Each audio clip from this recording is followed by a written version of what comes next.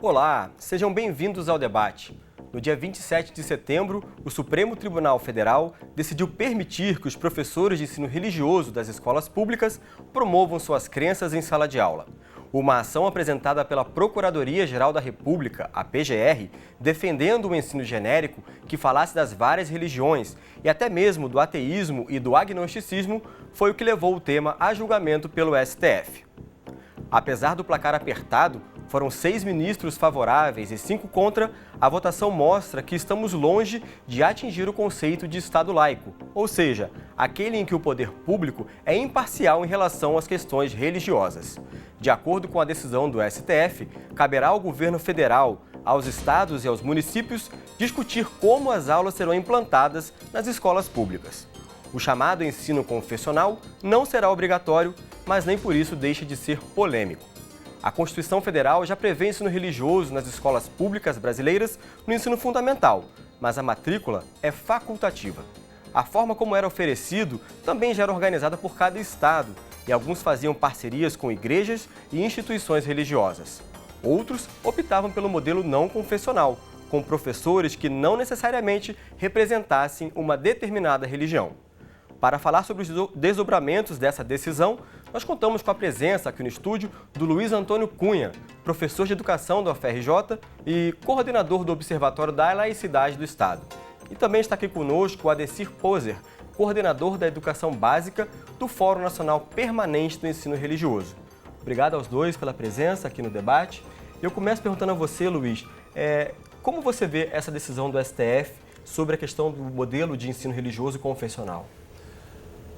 Olha, eu não tenho a preocupação que muita gente está manifestando atualmente, Márcio. Isso porque eu faço parte de um movimento que defende a laicidade do Estado, que não existe no Brasil, e a laicidade da educação pública, que tampouco existe no Brasil.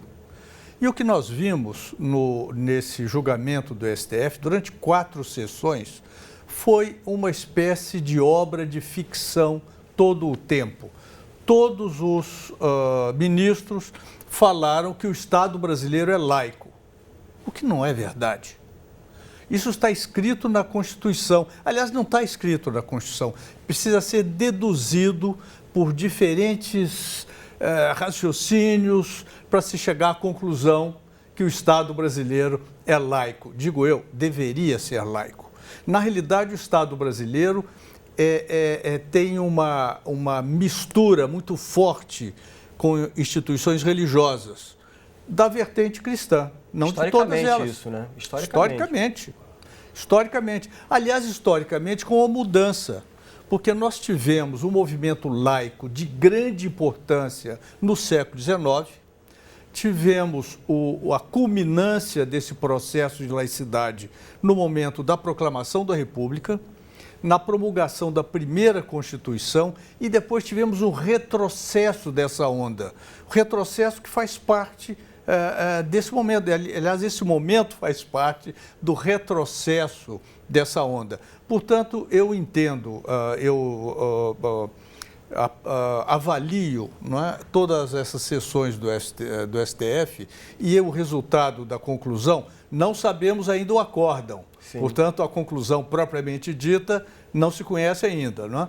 Mas eu entendo como fazendo parte desse processo regressivo, que ao mesmo tempo encontra, Márcio, uma onda crescente de luta pela laicidade do Estado, em diferentes vertentes.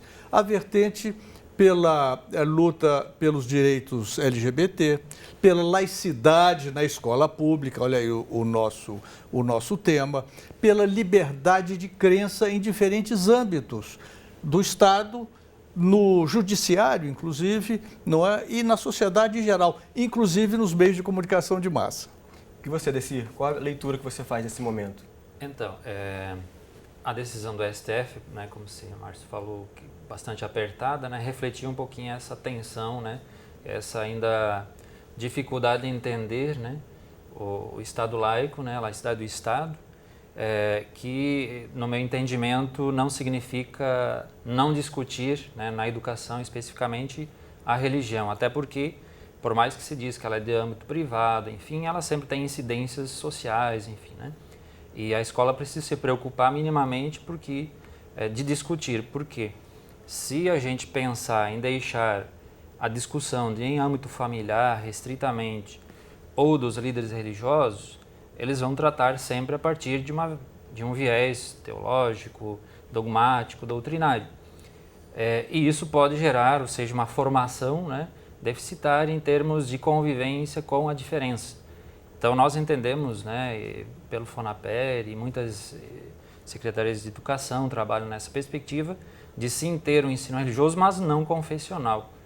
Portanto, a decisão do STF, né, é bem preocupante, porque em vez de aquilo que o ministro Barroso deixou bem claro no seu voto, né, enquanto relator, de possibilitar o entendimento a partir do conhecimento da diferença das diferentes religiões, né, a decisão vem justamente contrária, porque em vez de possibilitar a convivência, o diálogo entre as diferenças, segrega, né, os estudantes. Isso não tem nada de formativo, nada de educativo, né, se formos pensar.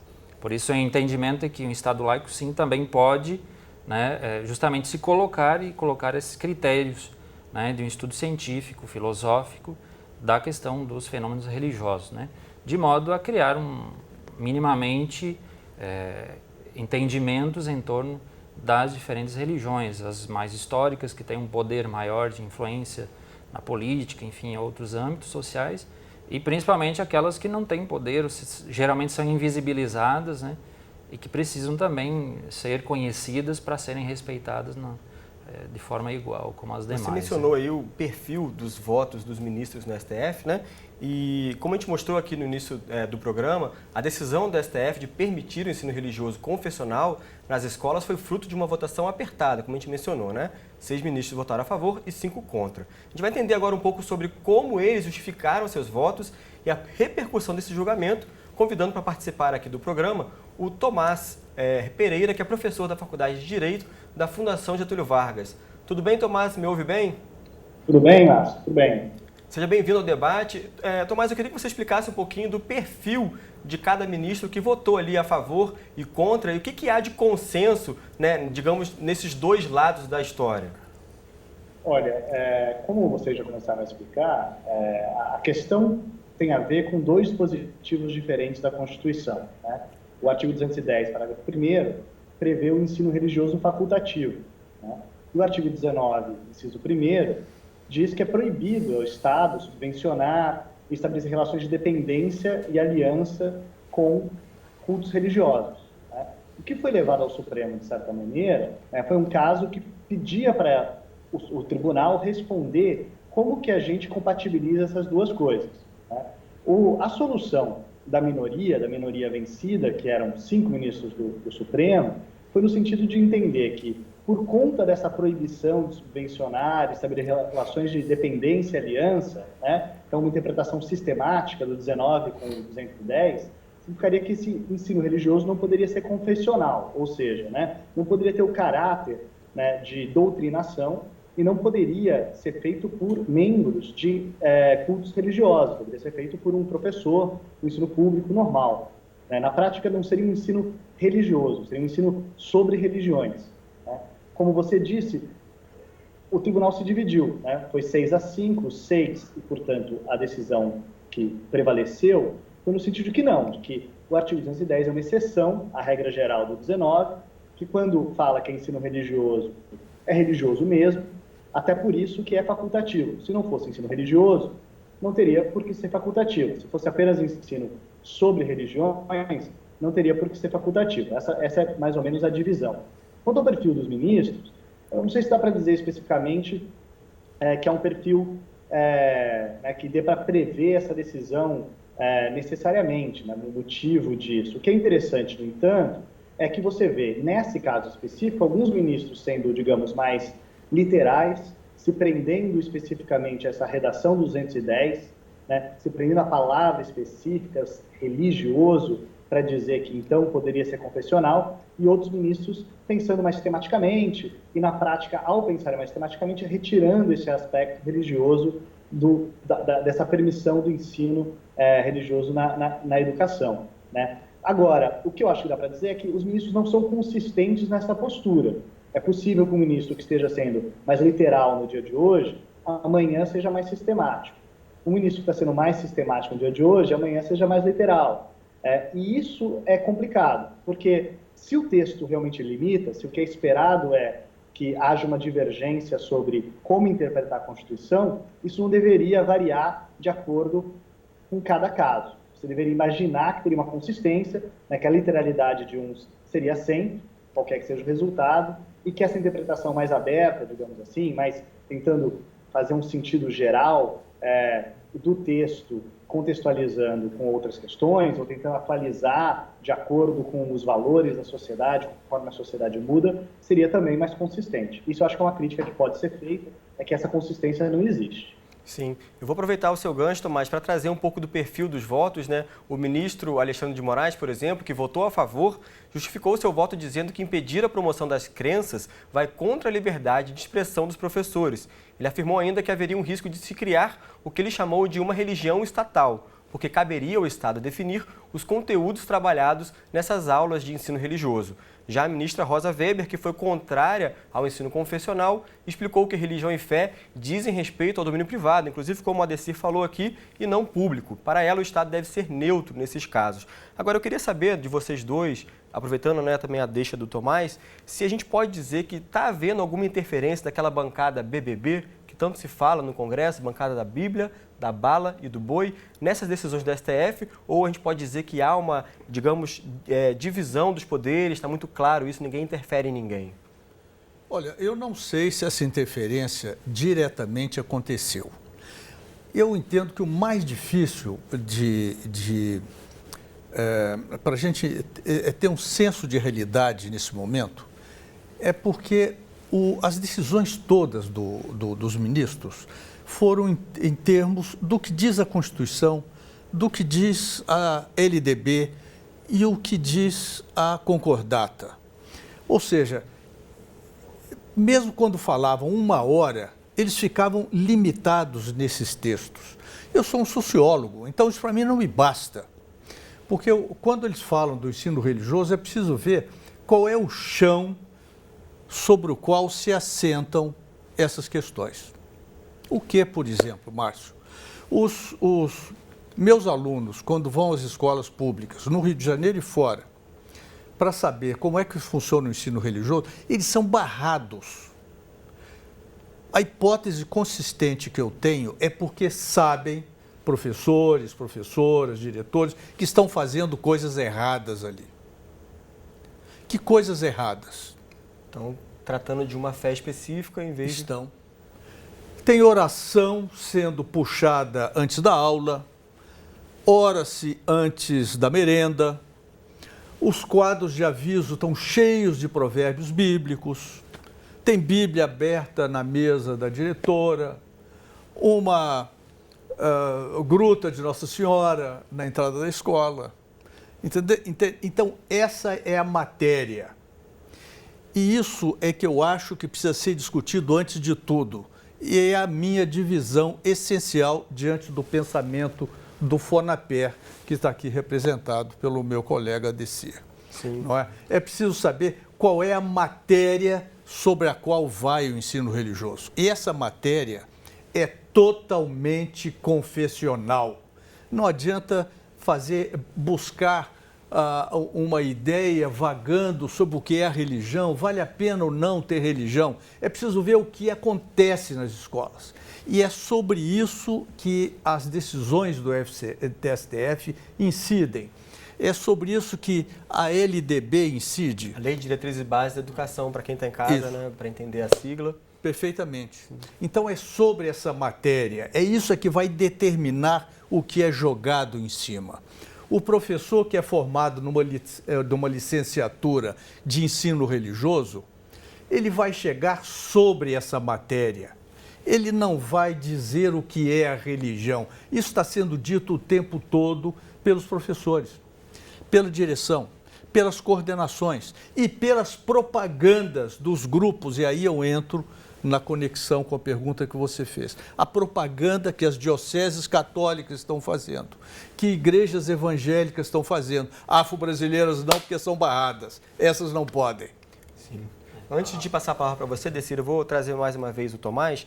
Tomás, que leitura você faz dessa decisão aí do STF e a relação com a sociedade, que o Luiz acabou de trazer um pouco aqui também, né? Essa dinâmica social que talvez faça mais sentido do que a gente tentar ler na lei estritamente ali na Constituição a decisão do STF. Como que você vê isso? Olha, a decisão do Supremo Tribunal Federal ela é limitada à questão que foi colocada nesse caso, né? Perfeitamente. O que foi colocado é se o ensino religioso poderia ser confessional. A maioria dos ministros diz que sim. Então, alguns desses problemas, discordando ou não, ser correto que seja confessional, o Supremo Tribunal Federal estabeleceu que pode ser confessional, mas ele também estabeleceu que deve ser facultativo, isso tem a ver com a realidade, né? Se na prática essa facultatividade está se operando. Além disso, o Supremo Tribunal Federal, nessa decisão, não falou sobre outras áreas do ensino que estejam, talvez, inconstitucionalmente, na realidade que acabou de ser descrita, permeadas por religião, né? Dizer que é possível existir, que a Constituição permite uma disciplina de ensino religioso no ensino público, significa também dizer que essa religião está limitada a essa disciplina de ensino religioso. Não fala nada sobre a religião em outras áreas da escola, em que pode estar acontecendo, sim, atos que violem a laicidade prevista na Constituição. Como eu disse, mesmo a interpretação dessa maioria, que, digamos assim, foi mais permissiva a presença da religião no ensino público, essa permissão é nos termos dessa exceção constitucional, né? Que segundo essa maioria dos ministros, permite sim que seja um ensino confessional, que seja um ensino no qual a religião esteja presente, mas nos limites dessa disciplina, que além de tudo tem que ser facultativa. Então, cabe à sociedade, cabe ao Ministério Público, caso concreto, verificar como que isso está sendo feito na prática, né? O Supremo Tribunal Federal, o máximo que ele pode fazer, né, como o tribunal que ele é, de cúpula, é estabelecer, digamos, a regra, o parâmetro, né, a interpretação constitucional em relação à regra geral sobre como isso deve ser feito. Isso serve tanto para estabelecer o que é permitido, como, no seu silêncio, você pode imaginar, a gente pode chegar com casos concretos, certas coisas que não foram resolvidas aqui hoje, né? Então, a presença de Bíblias fora da disciplina é permitida, talvez seja uma violação, a existência de imagens religiosas no colégio, a oração no horário da merenda, todas essas coisas me parecem estar fora da disciplina específica de ensino religioso, que, como eu disse, além de tudo, mesmo no que ela é permitida, os ministros foram muito enfáticos na valoração da facultatividade. Então, por exemplo, disseram que não pode existir matrícula automática, né? Você tem que se matricular ativamente, o aluno não pode simplesmente estar matriculado e ter o ônus de pedir para ser desmatriculado, ele tem que ativamente se matricular. E outras questões que podem chegar com casos concretos no futuro, como se é facultativo, né, imagina-se que tem que ser oferecida uma outra disciplina opcional no mesmo horário que não seja religiosa, né? Ou então o aluno tem a opção de fazer algum outro tipo de atividade que permita que ele não seja obrigado a estar na sala de aula. Então, você pode ter isso vai acontecer escola a escola, caso concreto, a sociedade, os pais são fiscais disso, o Ministério Público é fiscal disso, a gente tem diversos, né, secretarias de educação vão regular essa questão, então a gente tem um chão concreto aí pela frente, porque o Supremo Tribunal Federal não diz que tudo é permitido, disse apenas que ensino religioso é religioso mesmo, mas desde que seja facultativo. Beleza. Tomás, pelo adiantado da hora, eu tenho que despedir de você e agradecer bastante aí pela sua contribuição. O Tomás Pereira, professor de Direito na Fundação Getúlio Vargas. Até a próxima. Até a próxima. Obrigado. E aproveito essa deixa, né, do Tomás com relação à fiscalização nas escolas, nesses outros espaços que não sejam o do ensino religioso. Você, Decir, que inclusive trabalha, né, na Secretaria lá de Santa Catarina, como que vocês estão lidando com essa decisão do STF e anteriormente a ela também, como que vocês hoje oferecem no Estado o ensino religioso? Então, eu sou formado, habilitado em Ciência da Religião, né, que no Estado nós temos já praticamente 20 anos, licenciaturas, né, com formação no ensino religioso não confessional.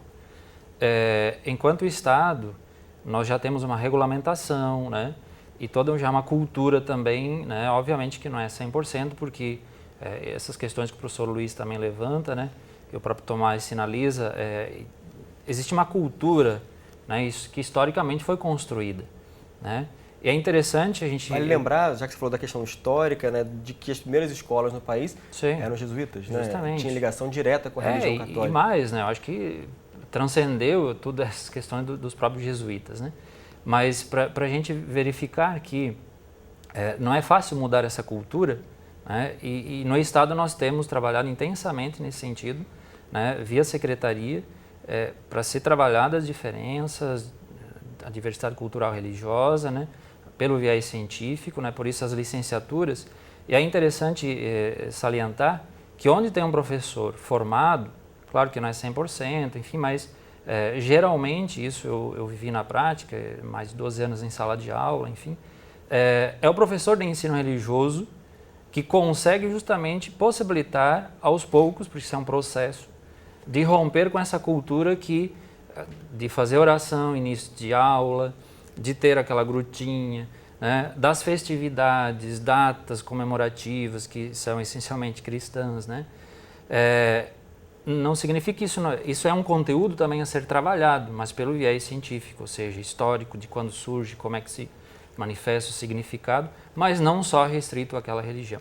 Então, os demais colegas de outras disciplinas também, que porventura às vezes fazem proselitismo na escola, é o professor de ensino religioso habilitado, formado, que já tem esse olhar mais amplo, que possibilita essa mudança de cultura da própria escola.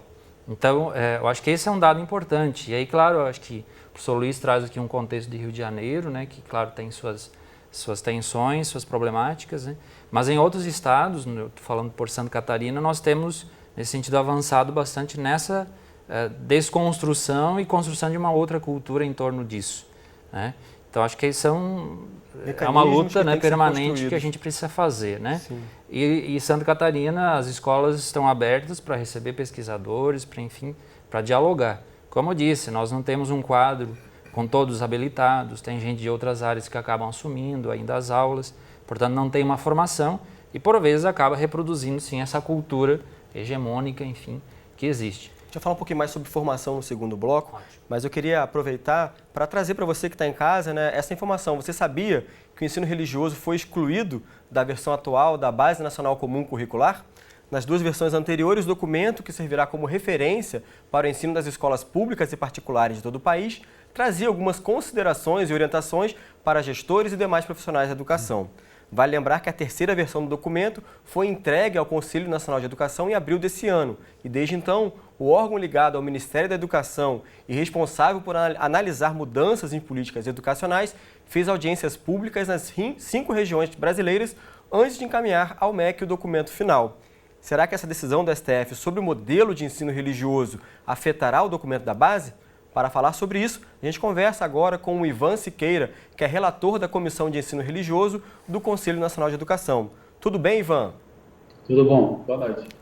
Boa tarde. Ivan, eu queria saber justamente isso. Que avaliação o CNE faz da decisão do STF, levando em consideração aqui também um pouco do que o nosso convidado falou, o Adecir, a necessidade de formação desse professor que vai ministrar a aula de ensino religioso?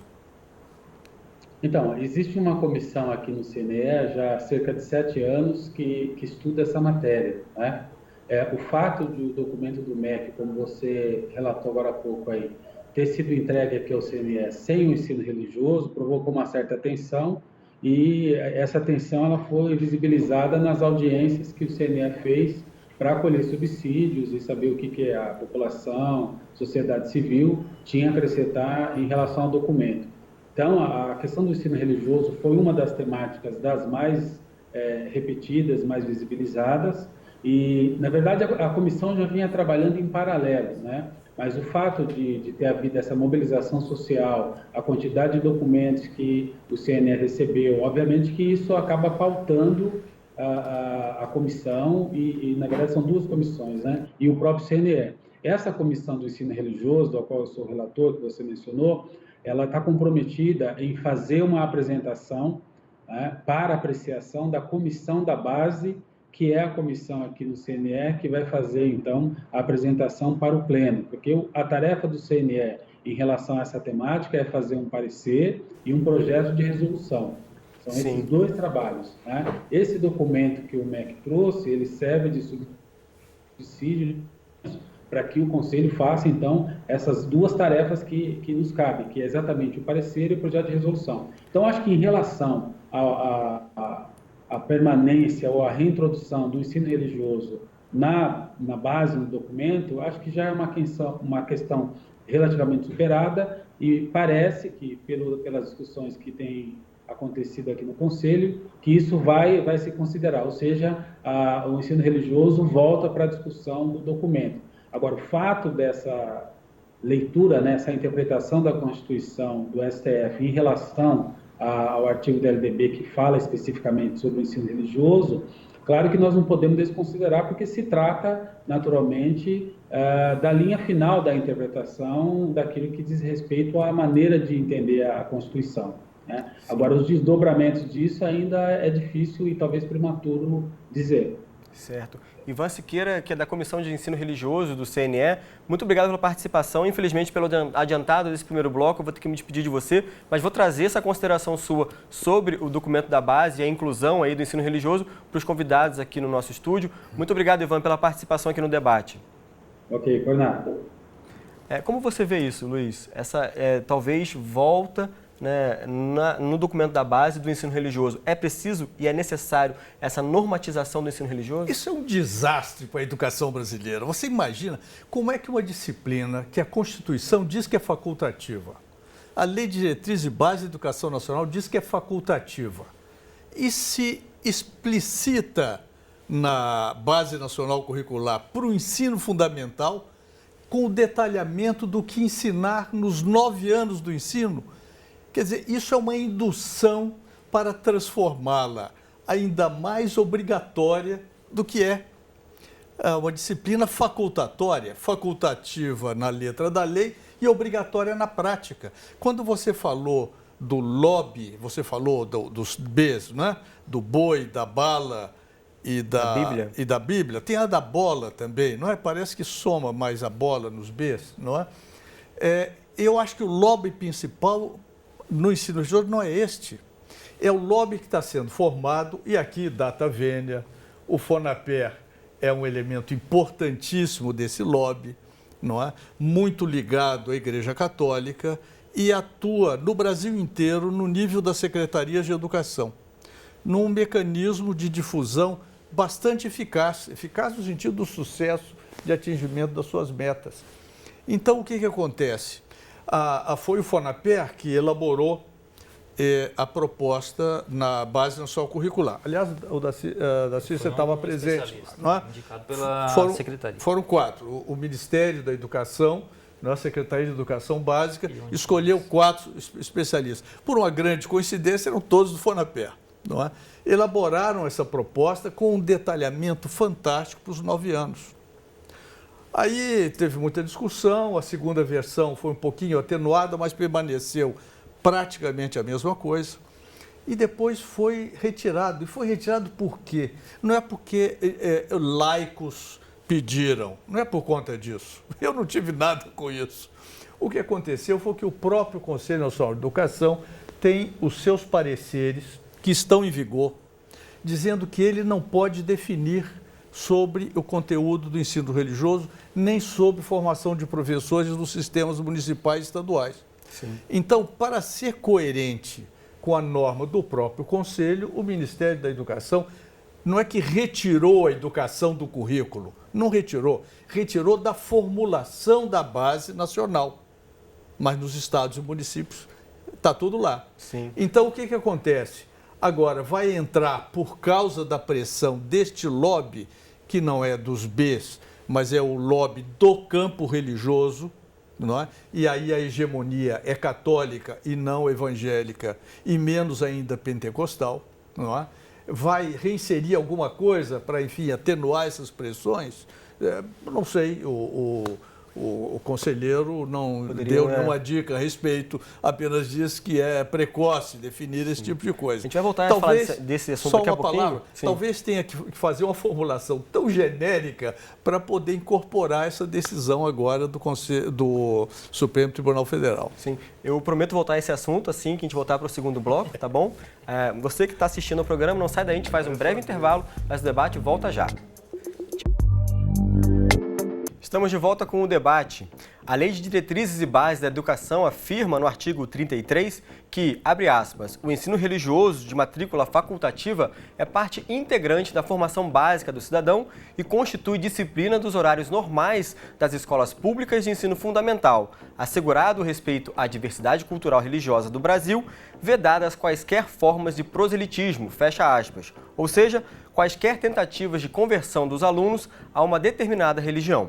Foi com base nesse dispositivo que os ministros do STF favoráveis ao ensino religioso se apegaram. Mas qual é o panorama do ensino religioso hoje no país?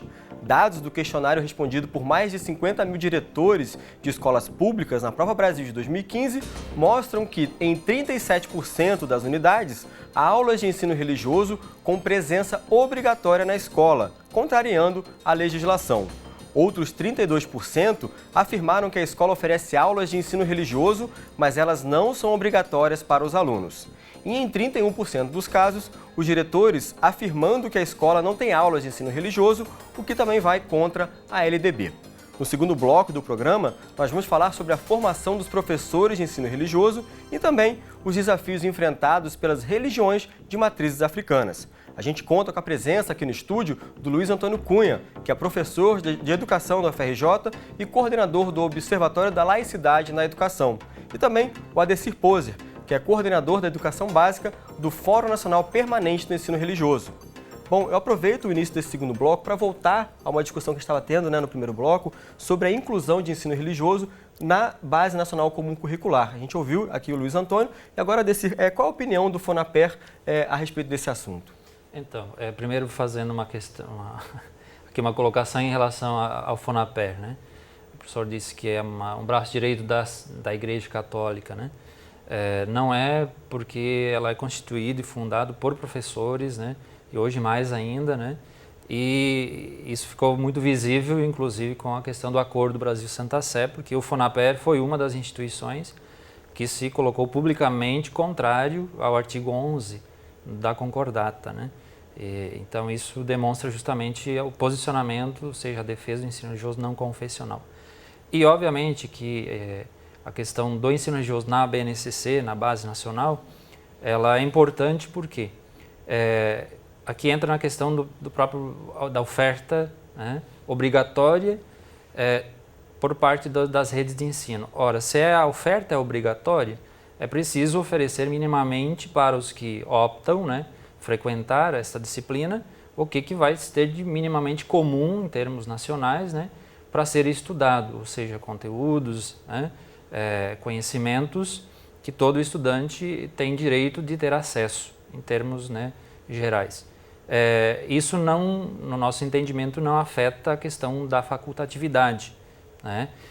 Porque o facultativo justamente traz essa questão, o que a escola vai fazer com esse aluno, né? Defendemos sim, mas defendemos o facultativo, como prevê a legislação, mas se defende também o que a escola vai oferecer. Ela não pode dispensar, porque o aluno precisa cumprir carga horária, senão não vai fechar as 800 horas, enfim, aquilo que a LDB prevê, né? Então, os próprios 200 dias letivos, então, tem essas implicações, né? Talvez os ministros não se atentaram, né? Talvez, claro que não cabe a eles, mas o imbróglio que isso traz na organização da escola, né? No modelo confessional, ou seja, como a escola vai se organizar para atender todas as religiões. Eu acho que aí tem uma implicação muito grande. Então, por isso, a própria BNCC ajudaria muito nesse sentido de apresentar referenciais para os professores, né? Trabalharem com os alunos que porventura se matriculam, né? Na sua opinião, Luiz, o que não pode faltar nessa disciplina de ensino religioso nas escolas públicas do país? O que não pode faltar é a pergunta inicial aos alunos e aos seus pais. vocês querem, já que tem o ensino religioso previsto na Constituição, só uma referência, ninguém está falando aqui nesse debate, lá no Supremo Tribunal Federal, que precisa retirar esse dispositivo da Constituição Nacional. O problema é isso, o problema é a Constituição Nacional prever o ensino religioso nas escolas públicas. Esse é o problema. Esta é a raiz do problema, tem que tirar. A Constituição já foi alterada, a Constituição de 88, 90 vezes. Por que não pode tirar isso? Que cria tremendo problema dentro das escolas. Bom, mas então o que não pode faltar? É a pergunta aos estudantes e seus pais. Você quer aula de ensino religioso, já que está previsto, ou você prefere aprofundamento em matemática, ou conhecimentos de informática, ou conhecimentos sobre a participação do Brasil na Segunda Guerra Mundial, ou na Primeira? História tem O pessoal não sabe isso. Ok, mas é alternativa para o ensino religioso? Ou você prefere aprender uma língua estrangeira? Essa pergunta não é feita, Márcio. O que se pergunta é, quando se pergunta, você quer ensino religioso? Aí os pais, bom, eu quero. É uma pergunta que induz a uma resposta falsa. Falsa em relação aos interesses próprios dos estudantes e suas famílias. Você está dizendo que a responsabilidade está sendo passada para as escolas, nesse caso? Ou seja, está previsto na Constituição que tem que ter o ensino religioso, a gente não sabe como tem que ser esse ensino religioso, a escola tem aquela responsabilidade de encher uma turma de alunos para a aula de ensino religioso, mas não sabe nem o que fazer na hora de colocar ali um professor para dar essa aula. Seria isso? Não, a escola está sendo responsabilizada? Mesmo que ela saiba que for na perna por trás, ou que o bispo decide de alguma maneira, ou que alguns desses lobbies religiosos definem, entendeu? Pode saber.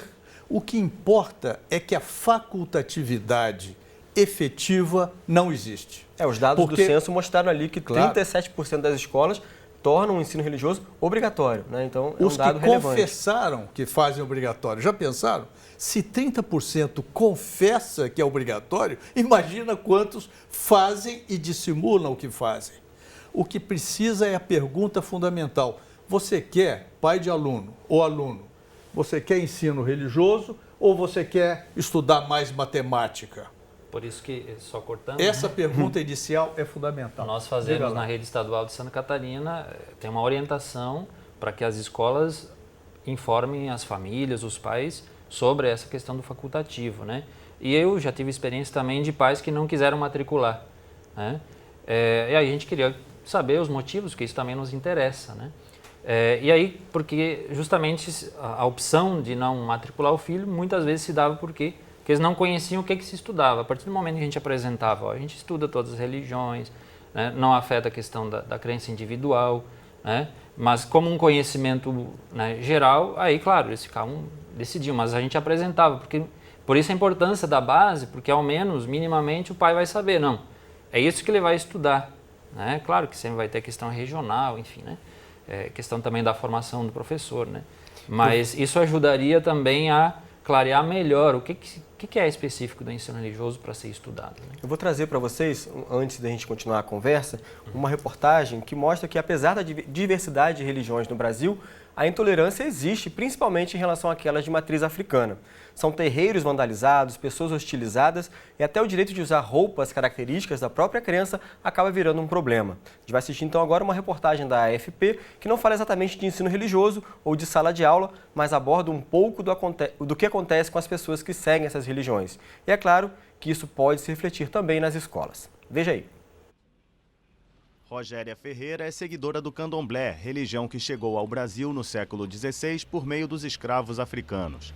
E seguindo a tradição que herdou de sua tataravó, ela sempre protege sua cabeça com turbantes coloridos. Por isso, quando no ano passado Rogéria teve que fazer sua nova carteira de identidade no Rio de Janeiro, ela se ofendeu com a foto que as autoridades tiraram, porque ao ser obrigada a posar sem o turbante, ela se sentiu nua.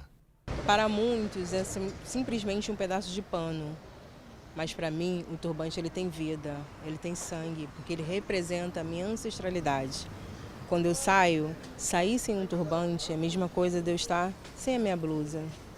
A estilista, de 36 anos, não ficou de braços cruzados. Ela conseguiu que a Defensoria Pública do Rio e a Ordem dos Advogados do Brasil entrassem no debate por considerar que seu caso havia sido de preconceito racial e religioso. E em março passado conseguiu o que parecia impossível, que a Procuradoria do Rio aprovasse uma norma que permite tirar a foto do documento de identidade com chapéus, turbantes, véus ou qualquer outra cobertura de cabeça por motivos de convicção religiosa. Para mim, esse RG significa o meu troféu. E para o coletivo, né, foi o adendo dentro da lei que qualquer uma pessoa, por motivos religiosos, pode usar adereços na cabeça para poder tirar seu RG. Apesar da vitória de Rogéria, sua luta expôs as dificuldades que os seguidores de religiões de matriz africana enfrentam no Brasil, onde os ataques aos cultos de candomblé ou umbanda aumentaram de forma preocupante. Deixa para trás. Ih, lá vai a macumbeira. Isso, pode ter piolho. Pois é. Os dados do Disque 100, criado pela Secretaria Nacional de Direitos Humanos, apontam 697 casos de intolerância religiosa entre 2011 e dezembro de 2015, a maioria registrada nos estados de São Paulo, Rio de Janeiro e Minas Gerais. Aliás, aqui no estado do Rio, o Centro de Promoção da Liberdade Religiosa e Direitos Humanos, criado em 2012, registrou 1.014 casos entre julho daquele ano e agosto de 2015, sendo 71% contra adeptos de religiões de matrizes africanas. Para falar um pouquinho sobre essa questão da intolerância às religiões de matrizes africanas, a gente vai conversar agora também pela internet com a Flávia Pinto, que é socióloga e sacerdotisa de Umbanda. Tudo bem, Flávia? Você me ouve bem? Oi, boa noite. Ouço bem, sim. Boa noite aos colegas aí presentes. Flávia, eu queria saber de você se a decisão do STF na semana passada, referente ao ensino religioso, protege as religiões matrizes africanas. O que você acha? Não, claro que não. Queria só acrescentar que eu sou coordenadora técnica do CEPLI, esse segundo dado aí que você citou, e sou também membro do Comitê Nacional de Diversidade Religiosa, que gera esses dados aí da SDH. Legal. Claro que não nos protege, porque a forma como o ensino religioso está na Constituição, e aí eu concordo com o colega, ela é uma forma absolutamente equivocada. A gente tem que perguntar se a gente quer que permaneça lá. E a sociedade não quer que permaneça. Tanto ela é excludente, como ela não dá conta de demonstrar a multiculturalidade brasileira, que ela reproduz uma forma de preconceito muito forte. Ou seja, só as crianças de colégio público é que são obrigadas a terem aula de ensino religioso. Portanto, as crianças mais pobres.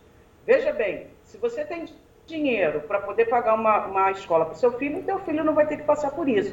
E o recorte que eles utilizaram, pelo menos aqui no Rio de Janeiro, que é o caso de maior aberração dessa situação, a gente que é a Lei 822, como é que a criança vai ficar, o pai da criança trabalhadora, os pais, ele vai ser perguntado se ele não tem nem entendimento direito do que aquilo significa.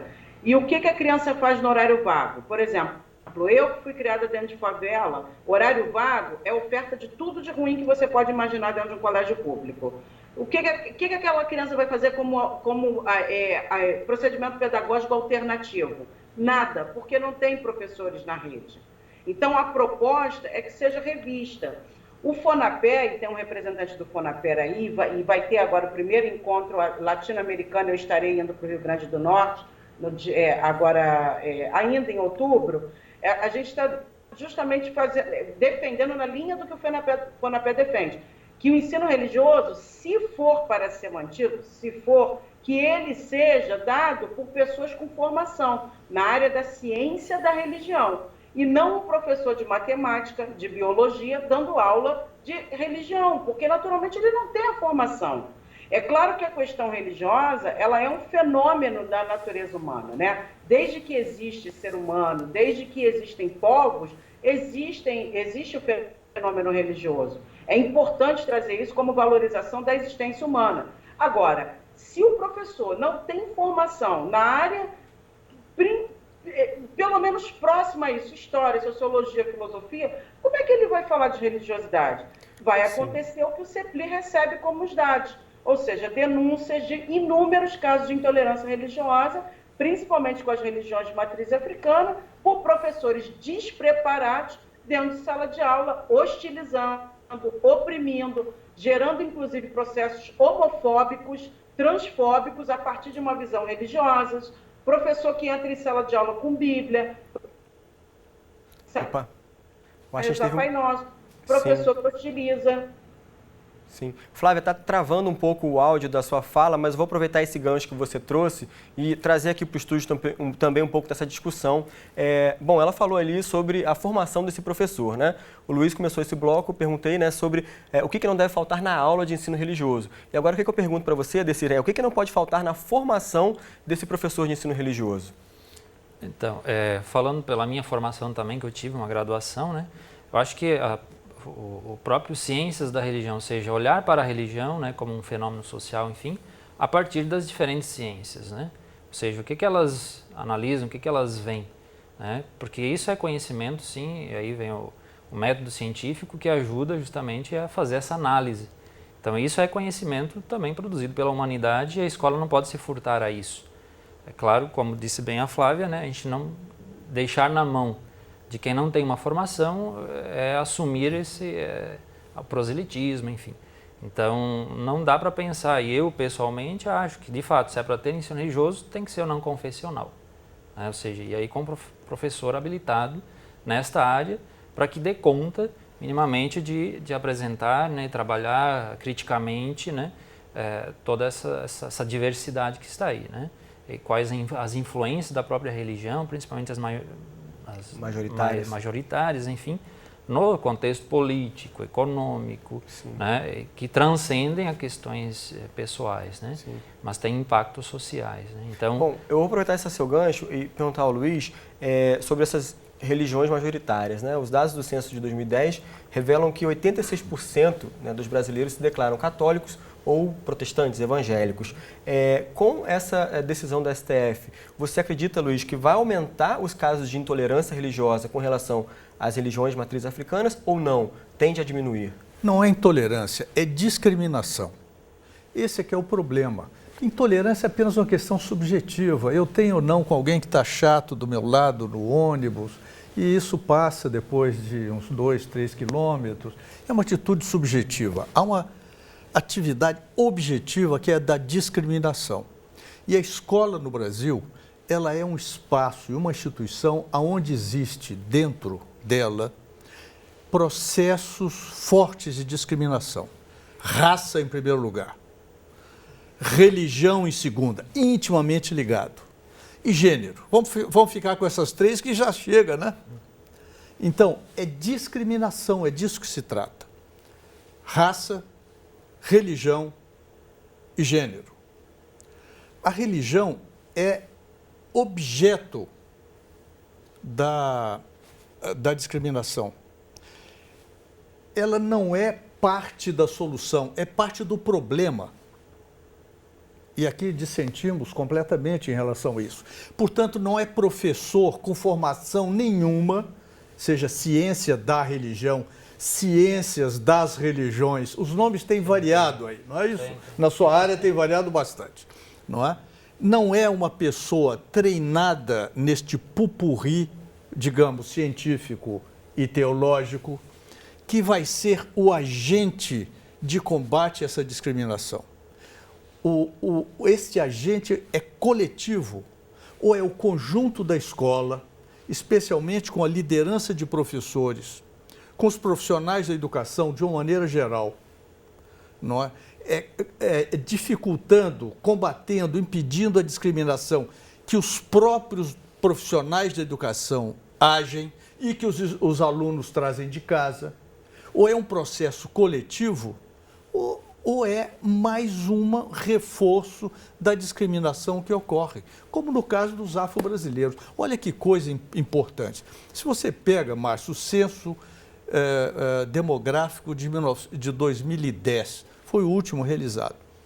Você vê lá quantas pessoas, assim, antes dele ser realizado, o movimento negro fez uma grande campanha com o seguinte termo: quem é de axé diz que é. Pois não disse. Pois não disse. Subnotificado no censo, né? Apenas 500 mil brasileiros se declararam adeptos de religiões afro-brasileiras. Ora, só o Rio de Janeiro tem muito mais do que isso, tem da ordem de milhões. O que eles responderam? Que não tem religião? Não. Eles responderam que são católicos. Como no censo de 2000, Menininha de Gantuá, não é? Aquela grande mãe de santo na Bahia, se declarou católica. Então, o fato de ser uma religião dominante e dominante há 500 anos, não é? Com o peso dessa inércia, apesar de mudanças na teologia mais avançada, na mudança de lideranças, não é? O peso dessa inércia é muito forte e chega nas escolas. Não é um professor de ensino religioso que vai alterar. Não é? Eu gostaria de um dia fazer uma pesquisa na escola de Santa Catarina. Não sei se vou chegar lá. Eu conheço bem as do Rio de Janeiro e de outros lugares também. Não é? Aproveitar o seu gancho, Luiz, para trazer de novo a Flávia para a discussão. Flávia, eu queria saber quais são os canais de atendimento hoje aos alunos que por algum motivo sofrem algum tipo de intolerância ou discriminação religiosa nas escolas que você conheça, que você possa divulgar aqui para a gente no debate. O CEPLI é um programa que está alocado dentro da Secretaria de Direitos Humanos, mulheres e idosos, e embora a gente esteja aí com prazo de finalização desse programa, e em caminhos dele se tornar uma política pública, ele é um órgão receptor de denúncia no Rio de Janeiro. Mas a gente precisa entender que o público ao qual nós estamos falando, eles não têm ciência de que essa discriminação, esse preconceito é crime. Portanto, ainda tem pouca procura para denúncia. E quando ela nos chega, o pai e a mãe têm medo, o professor tem medo, é professor que quer aplicar a Lei 10.639 não pode, porque se ele quiser trabalhar com algum elemento da cultura afro-brasileira, às vezes a diretora de pertencimento evangélico não permite, e o professor fica com medo de ser transferido para um outro município, um outro lugar, e aí fica aquela coisa de nós recebermos o desabafo e não poder oficializar uma denúncia porque a pessoa não quer se expor. E casos de crianças que foram, inclusive, agredidas com a Bíblia, porque o professor entendeu que ela através da característica da religiosidade afro-brasileira, satanizando a criança. Então, são milhares de casos que têm acontecido. Agora, eu queria só deixar bem claro que o nosso pensamento é muito objetivo. Eu trabalho com liberdade religiosa há 19 anos, ganhei o Prêmio Nacional de Direitos Humanos na categoria Liberdade Religiosa pela Presidência da República. Tive a felicidade de desenvolver a primeira pesquisa estatística no país pela PUC-Rio de intolerância religiosa. E o que a gente tem entendido é que não adianta propor a mudança constitucional, porque é um passo mais largo. O Brasil não é um país revolucionário, não tem ativismo político. Isso é uma coisa necessária, eu super concordo. Agora, quem vai lá para o RUS, quem vai lá para o Congresso para brigar por isso? Eu posso ir, outras pessoas não podem. Então, a questão paliativa é que essa formação é algo que a gente consegue mexer com um pouco mais de celeridade. Então, se eu consigo substituir professores de biologia, de matemática, de português, de literatura, por profissionais que foram qualificados, tanto quanto eu fui qualificada na área das ciências sociais e outros demais colegas em cada uma das suas áreas, se o profissional da ciência da religião, e ele não foi treinado, ele foi capacitado, ele foi graduado, tanto é que há um reconhecimento disso, ele sim vai oferecer um conhecimento histórico, filosófico, sociológico, que é aquilo que é o arcabouço da questão do fenômeno religioso. Agora, o outro profissional vai gerar isso que a gente está dizendo. Então, a gente sabe que mexer na Constituição é difícil. Haja vista, por exemplo, a discussão da menoridade penal. Sim. É difícil Flávia, mexer. Eu vou precisar me despedir de você pelo adiantado aqui do segundo bloco. Quero agradecer bastante aí a Flávia Pinto, que é socióloga, pesquisadora, né, desse assunto da intolerância religiosa. Flávia, muito obrigado pela presença aqui no debate. Eu que agradeço. Bom, pessoal, eu infelizmente vou ter que terminar esse programa com uma brincadeira que a gente fez aqui com relação às charges que saíram na semana passada sobre ensino religioso. Então, quero agradecer muito a participação de vocês dois, Luiz Antônio, Adecir, pela quantidade de argumentos que vocês trouxeram aqui para o debate. E lembrando que o debate sobre o ensino confessional, então, não se restringiu apenas ao STF. Existem chargistas que aproveitaram o assunto e publicaram seus trabalhos. A gente vai mostrar para terminar o programa. Esse primeiro aí, ó, que está mostrando um professor, padre, alguma coisa, inculcando na cabeça dos seus alunos a fé cristã, a fé católica. Tem um outro mostrando uma escola sem partido, com uma ironia aí, uma igreja sendo colocada como uma escola. E, por fim, essa charge, se você estiver lendo aí em casa, um professor falando que vai falar sobre a Revolução Cubana, a criança reclamando, dizendo que é uma questão ideológica, não interessa a ela, mas quando o professor fala que vai começar a aula fazendo uma oração, a criança fala glória a Deus, aleluia. Bom, o debate fica por aqui, você pode rever esse e outros episódios direto do futuraplay.org. Até a próxima!